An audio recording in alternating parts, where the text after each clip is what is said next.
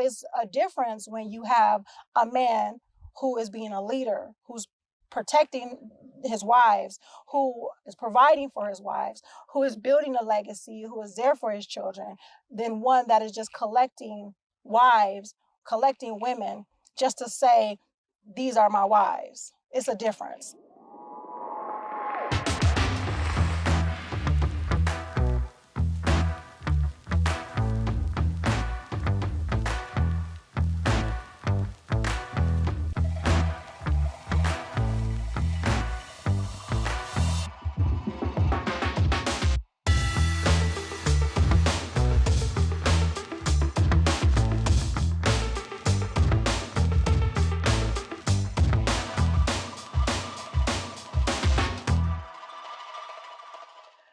Assalamu alaikum. Peace. It's your coach, Coach Nyla, one of the co-founders of Outstanding Personal Relationships, as well as co-author of the book, Let's Talk Polygyny Uncensored. And I felt this video was an important video to do because we've seen comments about predators in polygyny. And I came across a comment that actually stated that they didn't know that there were predators in polygyny, but so I just felt that this was an important topic to discuss. And there's not just predators in polygyny, there's predators in anything, everywhere. You have bad people that want to prey on people. It's just messed up that, that's something that we have to talk about and discuss and try to navigate our way through it. But, real being real, that's what's going on. It's not just in polygyny. You have them in monogamy. You have them just walking around day-to-day life, just finding ways or coming up with ways to try to prey on people, scam people, and all that other good stuff. Not really good stuff, horrible stuff, but, I digress. So predators in polygyny, what do they look like? Well, I'm going to give you two that is very clear that you can see if you're really paying attention. And you don't really have to pay attention so closely. You can just open your eyes and just really understand what's going on and not be seduced by your ears. Like Coach Nazir says, women are seduced by their ears, men are seduced by their eyes. And I agree with that. I've witnessed it. I've experienced it, all of that other good stuff or not so good stuff, when it comes to being seduced by your ears. So that's the thing. You want to make sure that to take you away from that, or to at least kind of remove you from the equation, so to speak, is to have a guardian, to have a protector, to have a wakil or a wali. If you are, first I was trying to tell you guys about what they look like. So let me go back to that. And then we'll go into, how to not get caught up or get preyed upon, when it comes to your relationships, period, whether it's polygyny or monogamy. All right. So first, you'll have people that they talk a good game, game recognized game. But sometimes we as women don't recognize our game, and sometimes we don't recognize the good game either. So you want to make sure that you are keeping an eye out for that. And of course, like I said, I'm going to state, the other things, what you should do in order to not get caught up in that. So you'll have a person that would talk real sweet, whisper these sweet nothings and all these other things, make everything sound good and gravy and everything like that. And all the while, he's just collecting people. He's collecting wives, collecting bodies, and not doing what he needs to do to protect and provide for them. So I guess that goes into the second one, where it's the one that doesn't protect and provide, or the one that doesn't provide. So you have the one that's just collecting because it just looks good, because, it's easy and it's great and it sounds so good to say, hey, yeah, I have these many wives. I have this wife and that wife, and this wife is this age and this wife is that age, and things like that. But when it comes to being a leader and building a family, those things are not there. It's a lot of drama within the dynamic. The person is not trying to work on the dynamic. It's just like, okay, well, if it's a problem here, let me marry another one. It's a problem here, let me marry another one. Oh, I can't deal with this problem over here, let me marry another one. So they're just collecting. Or they're divorcing and marrying and marrying and marrying and then divorcing and marrying. So it's all these different bodies being strewn all over the place, not understanding, or a person not recognizing or not caring that there are other people in the mix that actually have these feelings and emotions that you're just disregarding because you want to look like the man who has all these different women.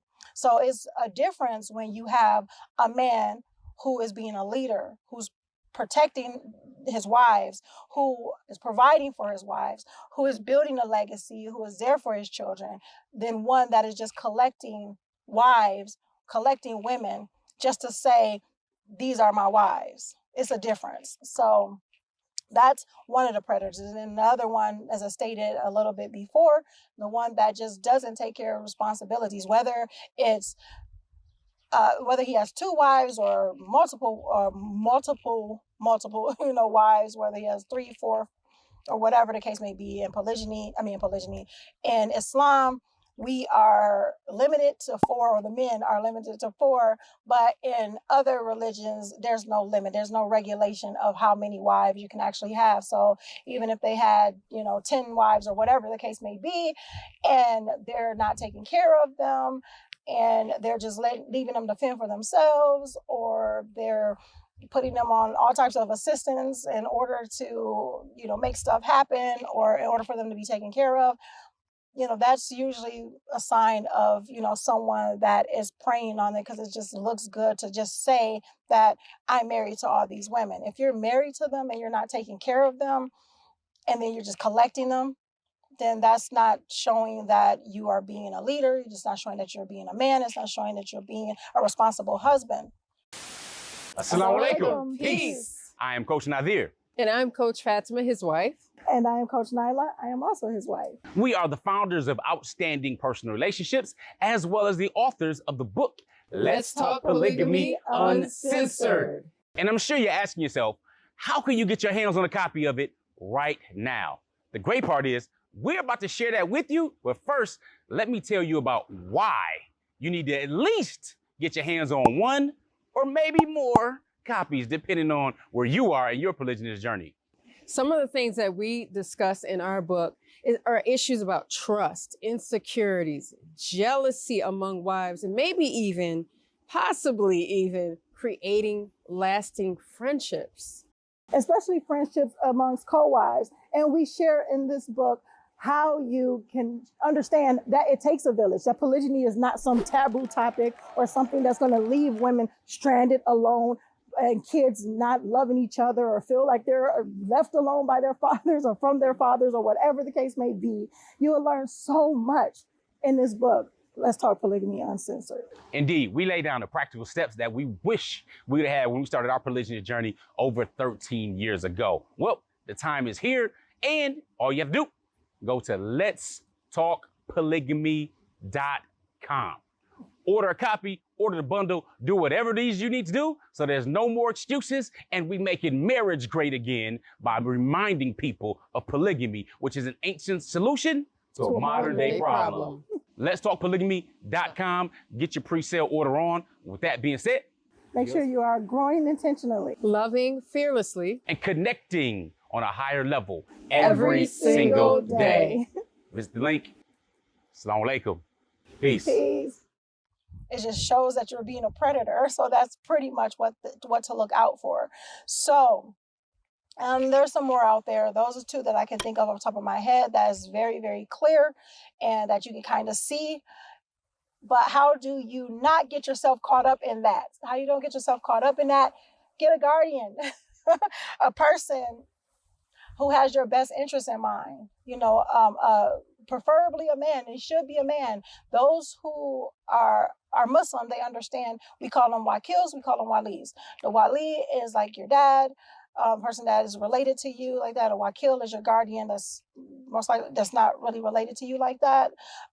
So it could be the imam or something like that. But your guardian is somebody who has your best interest in mind. They're not seduced by their ears. They know good game recognize all game, and they're going to make sure that, your best interests are protected.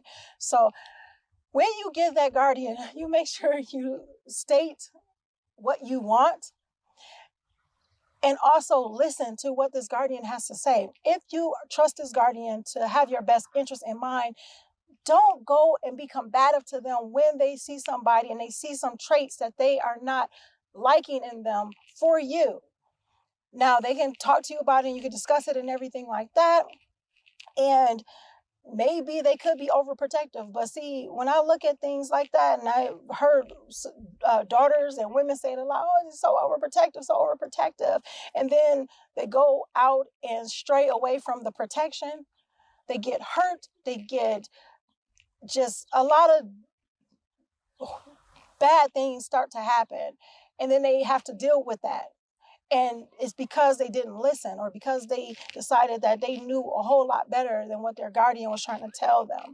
So sometimes we have to, if we're trusting that and we know that our guardian has had our best interest in mind, why would it be any different this time around? You have to think about that. So that's one of the things. Make sure you have someone that has your best interest in mind, and let that person do the legwork. Let that person go and dig, find out what this person has been doing. Who has this person been around? What is this person learning, studying? What is the abilities that this person has? What is the track record this person has? Allow that person to do that. Allow the guardian to do that, because if you're doing it yourself, he can say whatever he wants. The man can say whatever he wants to make himself sound good. But if you have somebody else that's doing that work, that third party on your behalf, they'll get to find out a whole lot more than you can find out on your own. Another way to make sure that, you don't get caught up in okie doke is make sure that, you are keeping an eye out on these things. When things don't seem right or look right or sound right, and the person is constantly changing their story, or they're not doing certain things that that they should be doing, and they'll find some way to gaslight or change up the story or make you feel a certain type of way, that's a red flag. So you want to make sure you be aware of those red flags. Sometimes we let our emotions get so in the way and get caught up. We're like, oh, well, this person, I can see us building the future together and I love him, or I don't want to be alone, or all these type of things. And then we rush into a situation that can cause us not just only being alone, but feeling lonely. So you can be with a person and you can be married to someone and you can be totally lonely and feel alone if this person is not doing the things that they need to do as your husband, as that protector, as that provider. So hope you guys got some good information from this video.